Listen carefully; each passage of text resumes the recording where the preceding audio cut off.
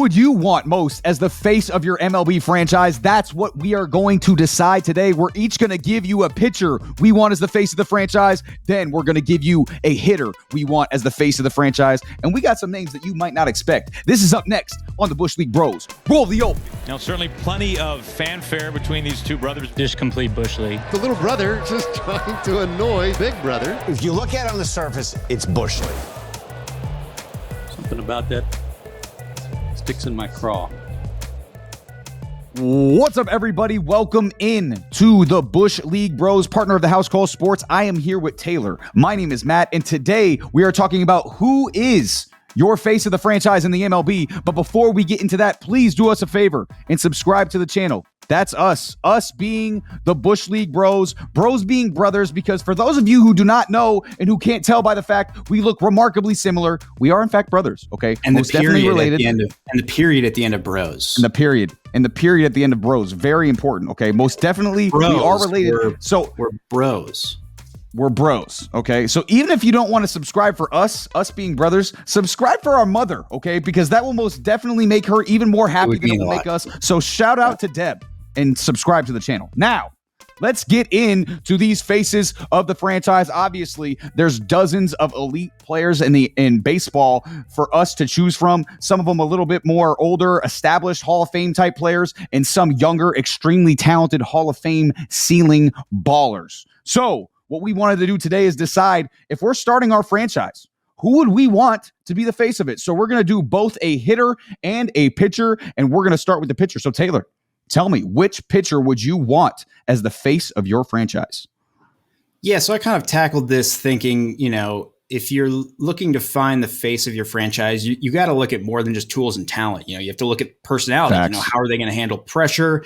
Are they going to be liked by their teammates? How are they with the media? How are they going to be as a role model to the younger players coming up? Because if this is the face of your franchise, you obviously want them around for a long time. Marketability is another thing I thought of. Are they the kind of guy you want on a billboard for you? How cool does their name sound? Is there some kind of electric element to their game? Is there something that makes them exciting? And also, admittedly, I mean, there's a huge amount of personal bias and favoritism involved here, which, I feel like I should acknowledge beforehand, because I'm not saying that the guys I'm picking are the best possible faces for my franchise, but these are the ones I want as the face of my franchise. And along those lines of favoritism, wearing a Mariners hat, going with George Kirby as the face of my franchise. He has the mindset and the mentality that I want all of the younger players in my franchise to follow. I want them to follow his example when they come to the big leagues. The first and foremost thing that I want is for them to emulate his aggressive approach at attacking the strike zone, fill up the strike zone, attacking hitters, especially on those 0-0 counts and those 1-1 counts, which are really the key counts when you break down the numbers. Those are the counts that help you stay in control as a pitcher. And obviously it's well documented. Kirby's the king of command. That's another attribute that I want to focus on in my franchise. You're getting an almost guaranteed quality start from this guy basically every time. He's equally effective versus righties and lefties. And he's a guy that continuously adapts the way he attacks hitters. His two-seamer or sinker, whichever way you want to qualify it, and the splitter are both pitches he's developed and refined up in the big leagues since coming up. He has the ability to do that. And another thing I love about Kirby's game is that because of his command and his wide arsenal of pitches, he's able to stay effective deep into games. And that pitching style, I think that should keep him effective as he ages and loses velocity. So I think he'll still be a well above average pitcher well into his late 30s.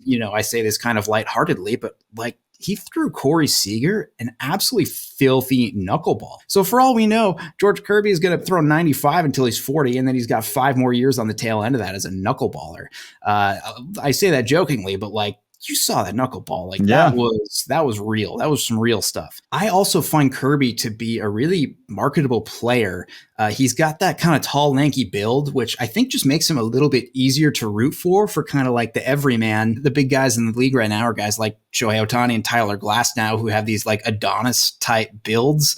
But I think there's something to be said for, a Seattle team having this guy that looks a little bit more like everybody else and having him be a guy that people want to rally around and root for. And also that name, man, that name is just one of those names that sticks with you. George Kirby. He's a bit soft-spoken at times, but he's just absolutely electric on the mound. And you see him out there sometimes, man, he looks like he's about to rip somebody's head off sometimes. He just has that dog in him. And I know there was that little blip last year where he had a bad quote come out because he felt like he got left in the game too long, which I actually have a lot to say about that, Matt.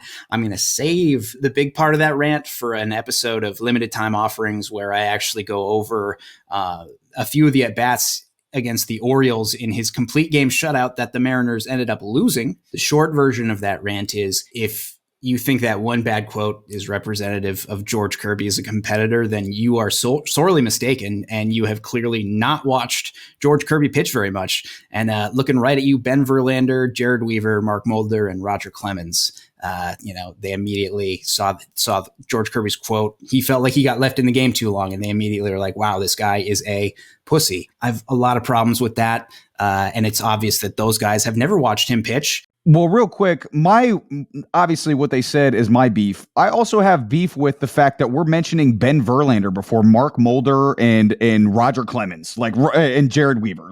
I ordered them in my least favorite. Okay, well that makes sense. Yeah, because of the people least qualified to talk about the situation as opposed to people most qualified to talk about the situation. Okay, I understand now. But yeah, but just, based on their analysis, Ben Verlander listed before Roger Clemens and anything pisses me off. No, that's absolutely fair. And speaking of being pissed off, I was pretty pissed off when I heard that. And I think really that just shows you that despite most of those guys being former pitchers, they haven't watched this guy pitch at all. And that was infuriating because if you watch that guy pitch one game, you know this guy's a dog. You know this guy's a competitor. And that's exactly why I want him as the face of my franchise, because he's really unmatched in that realm. He has the best command in the game, and he's my personal favorite pitcher. So this was an easy pick for me. Yeah, Taylor, I think one thing that obviously is talked about with Kirby a lot is command, but I think it might be understated at times. Like, he had 172 strikeouts last year and 19 walks. Like, that's unbelievable. Like, it was a 9-to-1 strikeout to walk ratio. That is ridiculous. That is Greg Maddux type stuff. And he's got better velocity and stuff than Greg Maddux has, So George Kirby is an unbelievable selection. George Kirby is hopefully going to be the face of the franchise for the Mariners as far as pitching goes for a really long time. But as far as I go, listen, first of all, either of us could have just wanted the easy cop out to make this really easy, and Shohei would have been all in one, So he's ideal, but right now he's hurt and he's not going to pitch. So I'm not doing it. I'm strictly pitchers. Okay. At first, this one, I was thinking about it a lot. Okay. I liked a lot of guys, but there was only a couple that I really loved. Okay. Taylor's guy, George Kirby, was in there for me, and he's definitely going to be an ace, but he's not exactly what I'm looking for as the face of my franchise. I'm looking for someone, obviously you mentioned Kirby's a dog, but he's not as entertaining as some of these other guys that I'm thinking about. I'm thinking about people who want to buy tickets to see and will also get it done on the mound. Again, I also love George Kirby. I would buy a ticket to see George Kirby, to see him play. And also, hopefully, we get to see one personally this season, but I don't believe the casual fan would buy a ticket to see George Kirby. That's my problem. Okay. So that brought me to a couple of guys. The two that I thought of most were Gerrit Cole and Spencer Strider. Both have dominant pitching styles, have personalities that can be dominant as well. But the guy I chose, mostly because I don't want to look like too much of a homer, is Spencer Strider. Okay. First of all, he's 25 years old and Gerrit Cole is 33. Okay. Second of all, he's got that defined, unique look that you were kind of alluding to, Taylor, that a lot of faces of the franchise have. Okay. The absolutely nasty mustache. The pants are long, but a little bit above the ankle. And then there are the absolute tightest pants that they can possibly be because his legs are massive. He has tree trunks for legs. Okay. So he just looks like a face of the franchise. He just has a unique look with that mustache. He looks like he's straight out of the 1960s. Okay. He just looks like a baseball player. Okay. Third of all, obviously we know his stuff is filthy. He really only has two pitches, fastball and slider. He only throws his changeup 7% of the time, but he really only needs fastball, slider because they're ridiculous. The fastball is 100 miles an hour and the slider tunnels so well off of it, which leads me to my fourth point.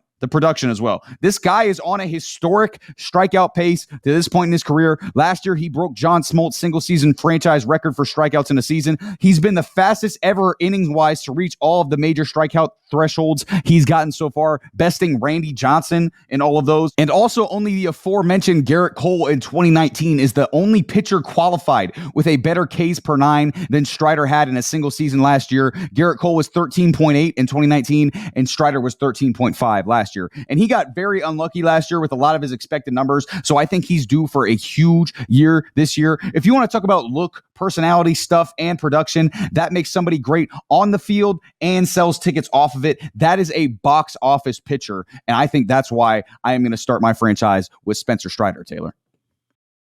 Yeah, can't argue with that, but I can argue with you saying that the average person wouldn't want to go see George Kirby. I think that's going to change. I think that's going to change this year, I think. Maybe. We'll see. Yeah, I mean, I want that to be the case. I want people to go see George Kirby. I want him to be that type of star. I think Strider is that right now. I think people are paying in Atlanta to go see Spencer Strider right now, and I think he's going to continue to be that in the future. So I'm betting on more solid, already superstar. People are already paying to watch him in Spencer Strider than George Kirby, who's obviously just as good, if not better, of a pitcher than Strider is, but he doesn't have quite the star appeal that Strider has. So, but I mean, you're not going wrong with Spencer Strider or George Kirby as the face of your franchise. So you're going very, very right either way, no doubt. Yeah, and I like the expected numbers for Strider too. Obviously, the ERA was up a little bit last year, but I don't think anybody in their right mind is really that concerned about it. I mean, you look at some of these other underlying numbers. His FIP versus righties, 2.51, xFIP 2.38. Those are pretty good numbers versus lefties. FIP of 3.17, xFIP of 3.44. So obviously you got a little bit of a split there, but really good numbers both ways. Strikeout numbers are insane. You're at about 39% versus righties. I mean, that's crazy.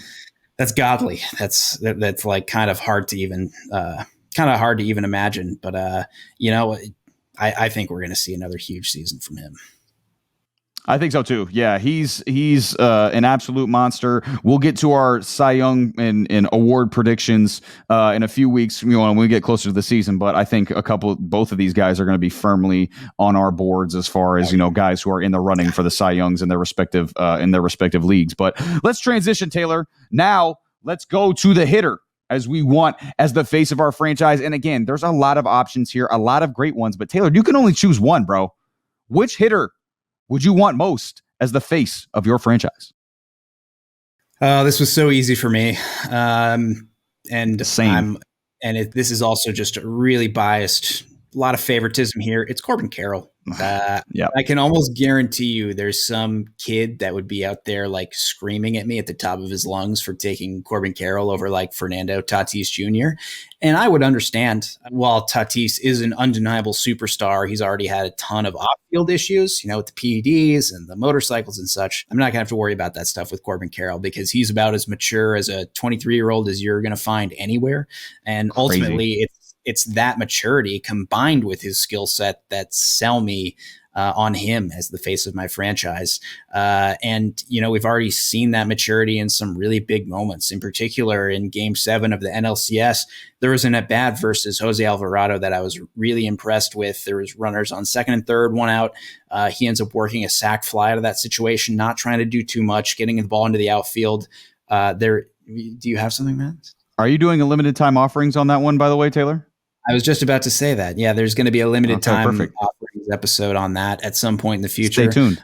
Because it was just one of those at-bats that shows you exactly what Corbin Carroll's about. Up against the lefty in a tough spot, needing an insurance run. He doesn't try and do too much. He just gets the barrel and the ball gets into the outfield. I'll dive deeper into that in limited time offerings, which there's a playlist for that on our YouTube. If you haven't seen it yet, we got a couple of those. Go check it out. The other thing, we're talking about his maturity. I feel like he's got a little bit of that Corey Kluber in him, like a little bit of that Klubot, but not so much that he's like emotionally detached and like not fun to be around like Corey Kluber seemed to be. And I want the young guys in my organization to follow that example, going to his tools. I mean, there's not much to discuss about this guy's tools. He's got the power, especially against righties. He's got incredible power and obviously blazing speed, which helps him stay productive when he's not hitting the ball that hard. So I feel like you get a lot more consistency out of a guy like that. And he plays great defense. But, I got to talk about some cons because obviously, if I'm making a guy the face of my franchise, I want to know the risks going in. He's definitely not as good versus lefties. He had a 146 WRC plus versus righties, only a 98 versus lefties. That approach versus lefties is a lot more contact oriented, reduced walk rate. His K rate is almost half of what it is versus righties, which isn't a bad thing considering his speed. So obviously a lot more balls in play there. He's got a weak throwing arm in the outfield, even though he has incredible range.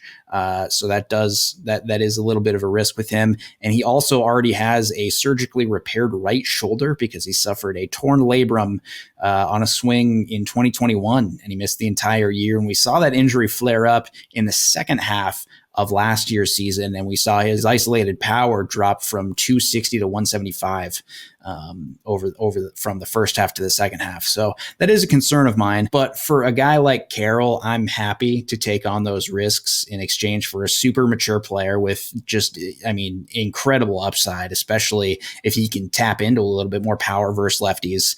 And last year he had a 6 F4, and this year he's projected at a little under a 5, which I'm taking the over on that if that's an option. But with his bat to ball skills, his power, his speed, his defensive range, I think he's a perennial MVP candidate, and he's the guy I want on my team. I can't argue with you too much, Taylor. Corbin Carroll is a great selection. Like you said, there's going to be some, 12-year-old in the comments being like, where's Fernando Tatis? Where's Acuña? Obviously, again, great selections. There's so many guys you could select, and it will be a great selection. But Corbin Carroll, especially with his youth and, like you said, his skill set, he's undeniable. Like what he's done already in his young career. Like the dude just was the best player on a World Series team, on a team that made the World Series in his rookie year at the age of 23. Like that is remarkable. So, no one's going to go wrong picking Corbin Carroll as the face of their franchise. There's no doubt. But listen, Taylor, the face of my franchise, there is one answer for me, and it's not close whatsoever. Isaiah Kiner-Falefa. Who'd you say? Isaiah Kiner-Falefa. Oh, you said IKF? No, I'm not thinking IKF. I'm thinking Aaron bleeping Judge, Taylor. Listen, there's a lot of great options. Bryce Harper, Corey Seager, Mookie Betts, Acuña, Julio Rodriguez, Juan Soto, Fernando Tatis Jr., and many more. But really, there's not that many options. There's one choice. It's number 99. He wears the pinstripes. You want to talk about look? The fresh fade, the new teeth, 6'8". He looks like an alien. That guy looks like a superstar. And what's better than him looking like a superstar? Being one. Taylor, I know you remember the classic Tom Glavine and Greg Maddux commercial where Mark McGwire was hitting bombs and all the ladies were paying attention to him instead of them. So they did that Rocky style training and started hitting tanks. And what did Greg Maddux say after that? After all that, what they did, what did Greg Maddux say, Taylor? Yeah, chicks dig the long ball. Chicks dig the long ball. Yeah. Well, guess what? That's a fact. But guess what also? So does everyone else. We want to see guys who hit 450-foot homers. So what better than a guy who holds the American League home run record to start my franchise? This guy is simply the best hitter in baseball. He does things no one else on the planet can do. He's so good that last year when he came back from injury, which is literally the only concern about Aaron Judge is injury. And if you want to say that he's a little bit older, I know I'm going against what I said with the Strider and Gerrit Cole argument where I picked Strider because he was younger. I don't give a shit. All right. I'm picking Aaron Judge. Okay. And when he came back from injury last year, his OPS dipped down to like 970. Okay.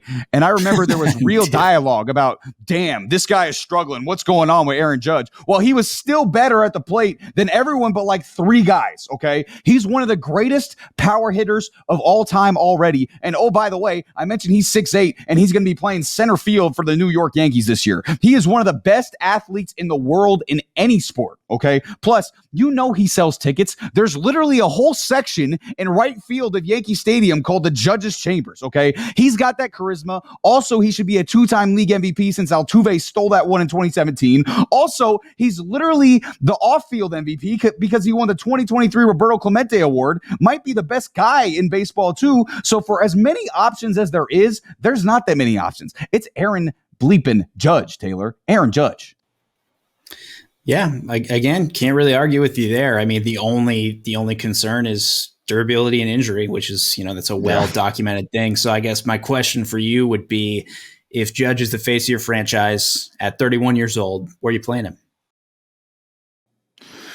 It's kind of like the Yankees this year. It's going to depend on what the rest of the surrounding, outfielders look like. If it's Soto, who obviously can't play center field, and it's Verdugo, who doesn't like playing center field, then he's going to have to play center field. Ideally, he's in right. I mean, I'm putting him in right field because that's his best position, and that's where he's going to play best. But I mean, it's if he's got to play center field, he'll play center field. But ideally, for his long term, we're putting him in right field and giving him a few days in the DH, which is unfortunate because the Yankees probably won't get to do that as much as they would want to this year because, Giancarlo Stanton is kind of hogging that DH spot. So that does give me some concerns. But I mean, when you got Aaron Judge, you ride Aaron Judge until the wheels fall off because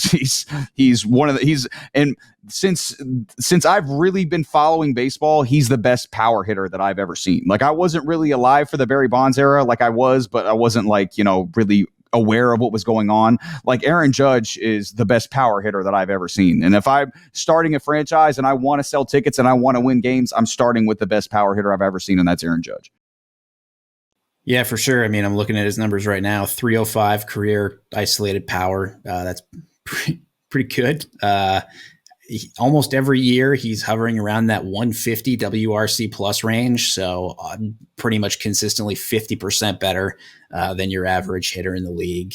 Those are ludicrous numbers. They're ludicrous numbers. Crazy. And he also does it with the glove. Hard to fault him as the face of your franchise. But, I kind of like my slappy little Corbin Carroll flying around out there. But I see where you're coming from. It's really easy. And again, there's, 10 other names that we could have mentioned here. I mentioned a few of them. But again, listen, I'm not a homer. I'm definitely not a homer. That was completely objective analysis on my part, that Aaron Judge is going to be the face of my franchise. It just so happens that he is the face of my franchise, and I really enjoy it. It just so happens those two things are interconnected. So, but again, the amount of teams that have a really good face of their franchise right now is, a lot of teams got to be happy with the guys they got. And I think we could have easily had other selections and we would have been happy as well. So yeah, there's a lot of good faces of the franchise in the MLB, and, we just so happen to pick some of our favorites.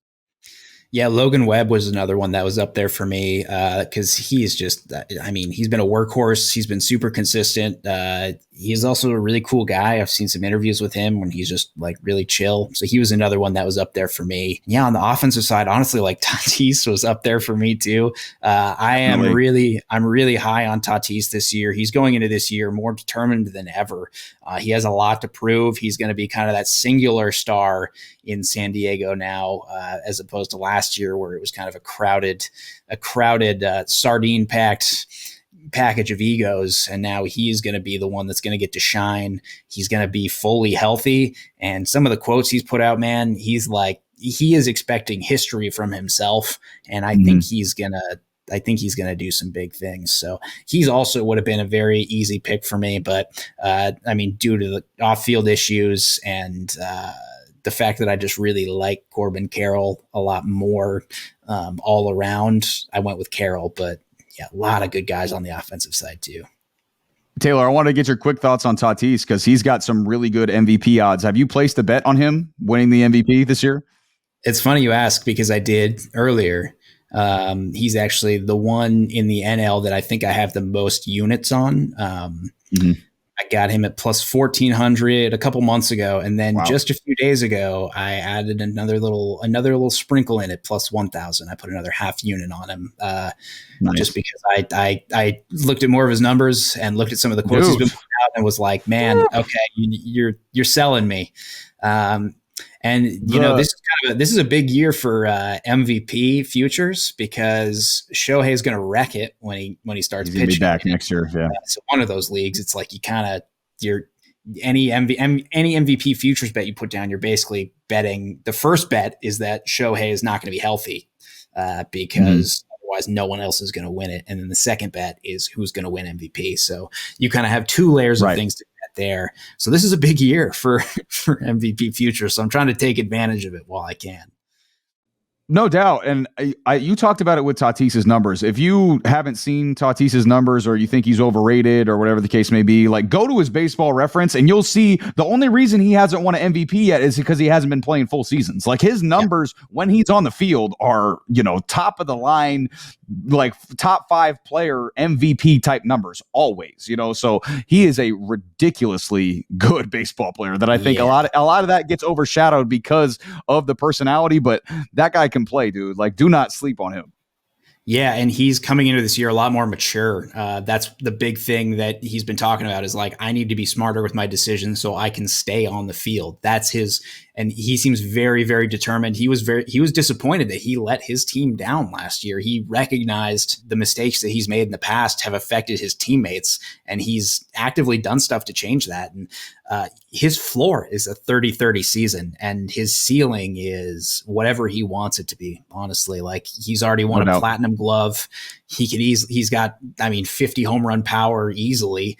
Like he can do basically whatever he wants. And one of the things I've been finding out about him is his approach has gotten a lot more mature along with his personality. His first year, he had a lot of whiff concerns, especially with sliders. You look at his run values versus different types of pitches in his big season, it was all fastballs. He was doing all of his damage on fastballs. He had like a 17 run value. And then when you look at sliders, it was not good. It was like somewhere between 0 and -5.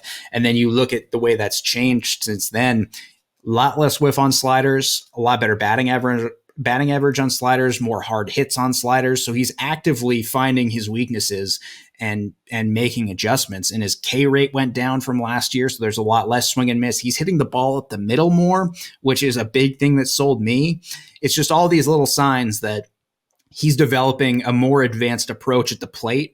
And that combined with the fact that he wasn't even, totally healthy last year. There was so much drama in San Diego this year. He's now taking all of that into this next season where he's going to be healthy. He's got this more advanced approach, and he has all the motivation in the world. Like you could see, I believe him. I think you could see a historic season from this guy this year.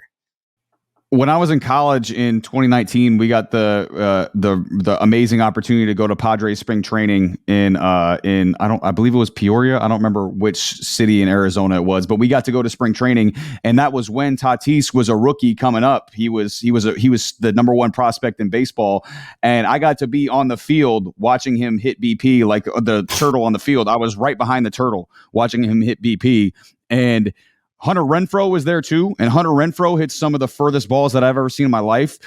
It's different coming off Tatis's bat. Like it sounds like there's gunshots going on around. Like that's how loud it is when Fernando Tatis Jr. hits the ball. So he's like what people didn't see either. Like he was an awesome dude. Like a couple of my teammates were Venezuelan. They were speaking Spanish. He walked over to them. He signed a couple of bats for him. He was talking to him, chopping it up with him for a little while. Like it was like he's a super cool dude. So I think people get it twisted with Fernando Tatis Jr. just because he's so polarizing, but the guy is awesome and his talent is absolutely ridiculous. So if you guys are for some reason a Tatis hater because of everything he all the kind of drama he's brought in, it's understandable to a certain extent, but get past it. Like the guy is one of the most electric baseball players you are ever going to see. And if you get past that and just enjoy watching him play baseball, you're going to have a hell of a lot of fun this year because he's going to have some great moments this year.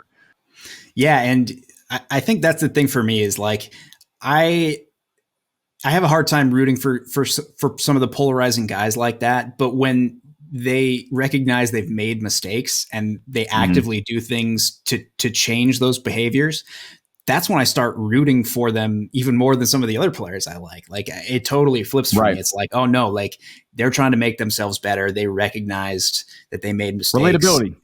Yeah, and it's like, man, everybody does that. So it just makes you want to root for him even more. And now Tatis is one of those guys that I'm so excited to watch him. Oh boy, I made the mistake of talking about Tatis too much when I should have talked about Aaron Judge even more while we were talking about Tatis. That was my mistake. See, and I apologize to the fans for making that mistake. I'll never do that again. When we start varying off topic, I'll just get right back on topic and say, start your franchise with Aaron Judge. That's what I'll tell you to do, and I won't stray from that topic. But listen, again. It's funny because I talked about guys in the pitcher perspective that I would pick as the face of my franchise. I talked about guys that I could have chosen as the face of my franchise as a hitter. I didn't consider a single one of them.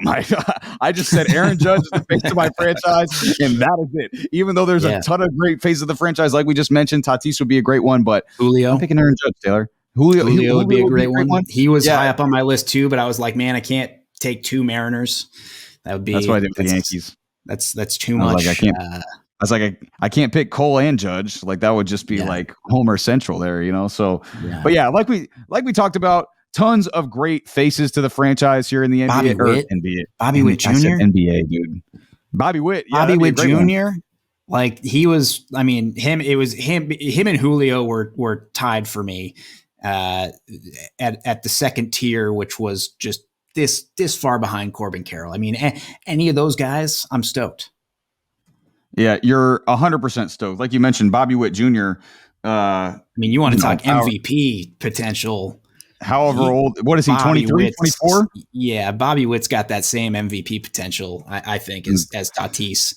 Maybe just distributed a little bit differently, but he's right up there, man. Year two, he was 30, damn near 30-50. Like that. Like, what are we doing? That's insane, you know. So it's the MLB's got so much talent, dude. Like we're in such a good spot, man. This is the right time to watch baseball and for us to cover baseball and to get on here and talk about baseball. It's a pretty fucking cool thing that we do here. So yeah, again, tons of faces to the franchise, but again, you got to go with Aaron Judge. What are you talking about? We got to go with Aaron Judge, but. That is going to do it for us here today for the Bush League Bros. Thank you guys so much for watching. Again, don't forget to like and subscribe. We would greatly appreciate it. Also, comment down below what you guys think. Who is the face of your franchise as a pitcher? Who's the face of your franchise as a hitter? And be sure to follow us on Instagram and TikTok as well at Bush League Bros. We appreciate all the love you guys have been showing to us on those pages. We've gotten so much love in such a short period of time. We appreciate all that. Also, follow at the House Call Sports on all platforms as well. If you like content from all sports, that's the place to go. And that's going to be it for us. Peace. If you had to start your franchise with a guy that was over the age of 35, who do you think you would pick? 35. I'm trying to think. Who's 35? Josh Donaldson? Oh, hell, no, you can't. You couldn't get me to start a rec softball league with Josh Donaldson at this point. Hell no. No shot. Goldschmidt. That's my pick. Goldschmidt.